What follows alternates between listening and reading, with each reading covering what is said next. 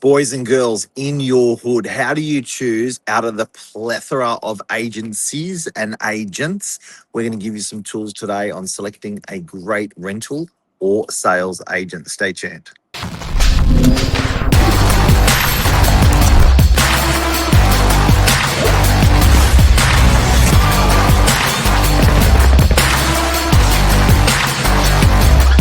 I'm the ringleader, so listen up. Good morning, everyone. Welcome to Morning Minutes. Myself, Michael Burgio, Mark Novak, episode 1545. There are 185 real estate offices on the northern beaches, probably Yeah. 1,000 agents. How do you know which one to pick? Does it matter? Especially when a lot of people out there will be thinking, well, I'm picking the agent. Does the company matter? Mark, talk to me. It's hard for people. And you know what? It's you used a word a couple of weeks ago called the sniff test that I liked.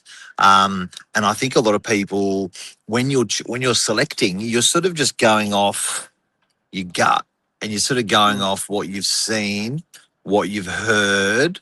They're very basic things that people are using when they're selecting a real estate agent at the beginning.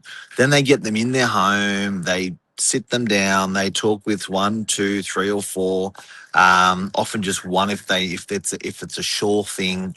But it's a big thing, and your home is your biggest asset that you've got, and it's like a bag of cash. You're trusting that bag of cash with someone that you generally don't personally know. So you want to make sure they're accredited, credited, they're good at what they do. It's a big process. Yeah, and I was just thinking then to myself as well, there's not many other purchases out there that you sort of really rely on a lot of social proof. Like, it's very common for someone to ask their friend which agent to use, who have you used, but nearly anything else you buy, I don't consult my friends or anything on. But in real estate, people still do. Um, so I don't know where that how that applies, but I think it's quite interesting. But where it stemmed from initially, this conversation is we were looking at basically a bit of the reduction in the Google drop of search words, for example, which agent to choose, picking an agent in DY. And if we're seeing a reduction there, obviously the momentum has got to go somewhere. And I'd love to know that. I wonder if that's gone to social media, but I still find that ChatGPT, ChatGPT, yep. But I still find a lot of very customizable now, isn't it? But still yeah, very basic, I reckon. If I'm selecting is that a vanilla coffee you have there? yes, Novak style, Wow. Wow. all a part of the Um, service under yeah. this company. So look, I think the main thing, guys and girls, when you're out there, i- first of all, you can't go that much wrong these days in our industry anymore. It's so well regulated. It's so well monitored.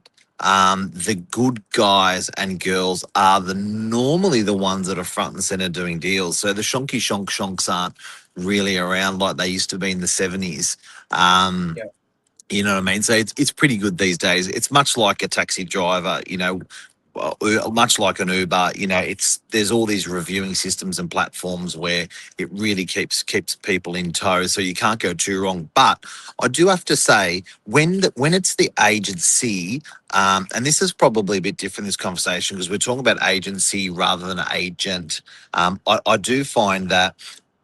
From my end, being a principal of an agency, that there is a duty to your customers being your crew, your customers being your landlords and your prospective vendors and tenants and things like that. That they're being the team's cohesive, the team's getting along well, the team's super well supported, that the team's super well trained and responsive. So mistakes are always happening in our business, and it's mitigating, minimizing, fixing stuff fast. And people are really acceptable when something goes wrong, but they're not really acceptable when it keeps going wrong, be it a staff member or be it a customer. So I think these companies that are very good real estate companies, they're very agile and they're very on their feet. How do you pick that Burge? Well, just to go on what you said, I was speaking to a big developer on the Northern Beaches. I sort of said to him, like, how do you judge a developer? And he goes, it's not the defects, it's how quickly they come back and fix the defects. There's always going to be something missed. There's always going to be something that wasn't done correctly, but the good ones are very responsive. So just to go on what you just said there, and I think you're spot on with your traditional house or your traditional apartment. You can't really go wrong. But where I see say clients go wrong or not the best direction is probably when they've got a bit of a unique property. It could be, say, a commercial property going directly with just a residential agent. It could be a develop. What we went through it with a development site, and we were listening to some of the agents they brought in, and it's like they've never sold a development site. So I think it can be, first of all, identify what you are offering. Is it a house? Is it a commercial property which is used residential? Like, really look at what you're offering and then find the best suit for it. And as you said, there's plenty of websites and mechanisms to find it, because in my experience with it working for a couple agencies, I can that we're a big some are very good at the bread and butter, where it's nothing unique, same processes. Like, if you're just doing Cookie unit, cutter. the same model of how you shoot the photography, how the letterbox job is done, and how it's worded. But if you're wanting then to do something a bit more unique, because the offering is unique, it's those changes. Just like you said about fixing the errors, it's also about the changes. Now, to an owner, changing a letterbox shop may just sound so simple. But as you know, if you're outsourcing and you have templates, it's not as simple as just making a quick change. There can be sometimes internal rules. There are no changes. And if you've got a unique offering and you can't really market that differently to expand and to market that change, then that may not be the best fit for you. Or it may take weeks and weeks to get done, to get through the company pipeline of, here's a change, it's got to go through this director or this manager, and then they've got to have a meeting about a change. So I think they're along the lines of there. And I know from myself as an agent, that's been some frustrating points when each property needs to be marketed very differently. Therefore, you need different materials.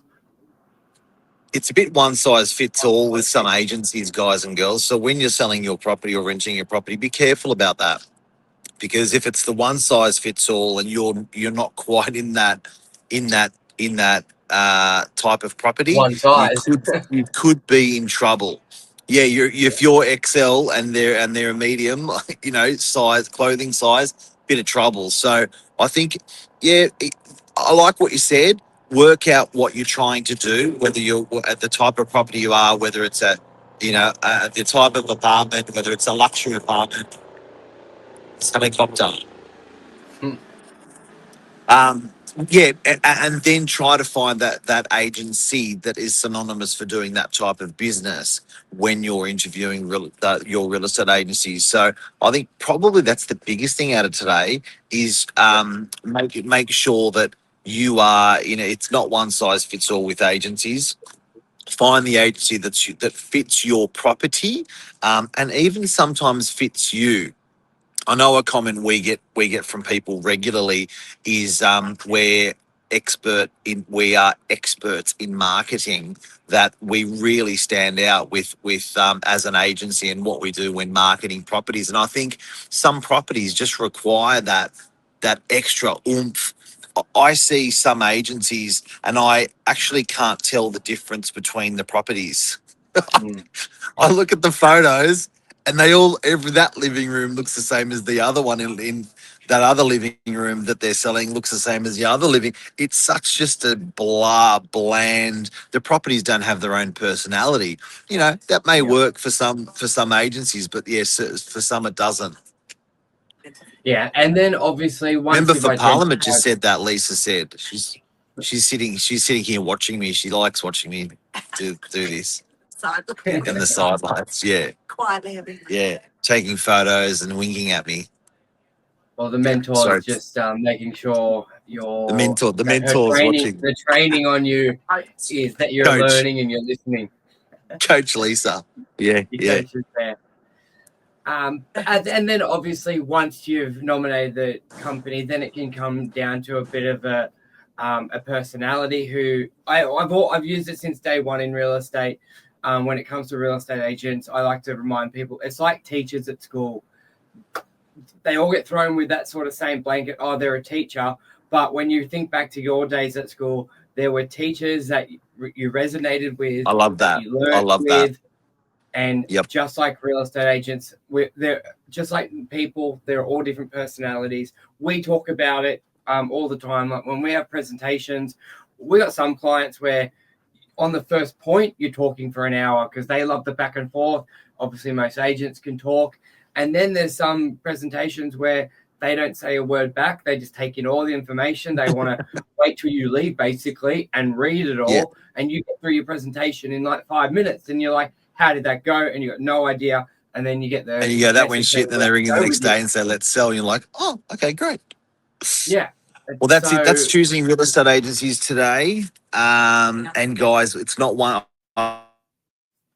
It's not one size fits all.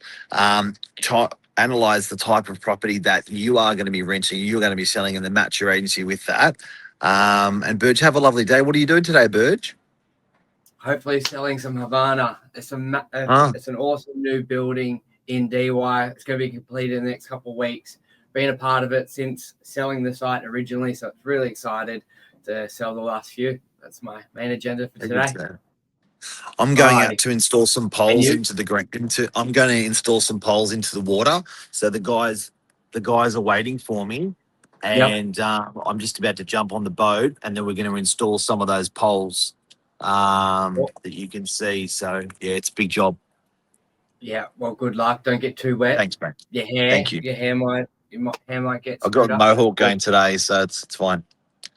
Yeah, beautiful. Thank you, everyone. Have a great day. See you, Burge. Bye. Bye everyone. Bye.